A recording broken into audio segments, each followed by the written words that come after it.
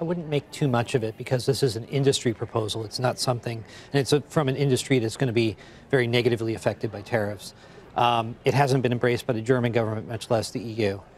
And so, but it does raise the question, what can the Europeans give Trump in exchange for backing off? You know, what does the Trump administration want? And it's not just related to the car tariffs, it's all the steel tariffs, et cetera. Are these bargaining chips that, you know, the Europeans or the Chinese or whoever can make a deal on? Or are these actually the end goal? Is protection for the steel industry, protection for the auto industry actually the goal that's non-negotiable? I'm going to push one more time, though, on are President Trump's tactics working? Because the German, even if it's the industry that's proposing it and not the government, the industry's never proposed it before, right?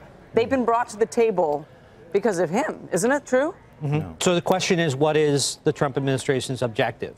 Is it to actually get the, because they are taking him up on something that he said at the G7, which is, why don't we just not have tariffs at all? Right, exactly. And nobody jumped up and down, by the way. Was that something that he was just throwing out there? Or, you know, is that really his goal? You know, what is the Trump administration's objective? What is the off-ramp for all of these tensions? I really want to jump in on this because this is not new.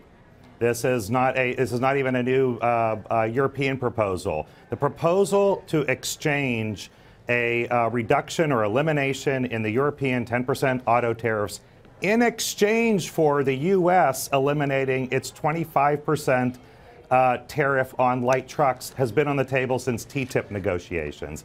This was no pressure brought to bear. The Europeans will not make a unilateral decision to eliminate tariffs absent something in the pre-ante, you know, the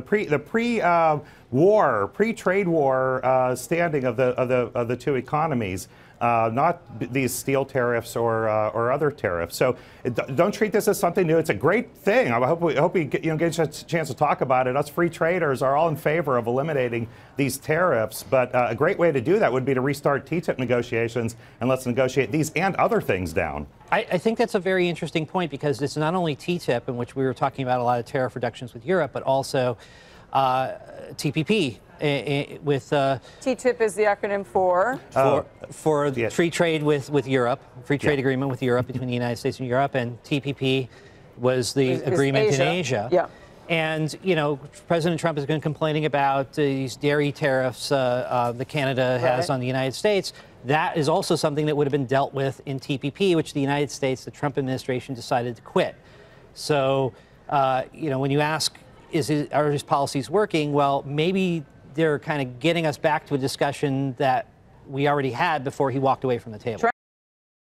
Hey there, thanks for checking out CNBC on YouTube. Be sure to subscribe to stay up to date on all of the day's biggest stories. You can also click on any of the videos around me to watch the latest from CNBC. Thanks for watching.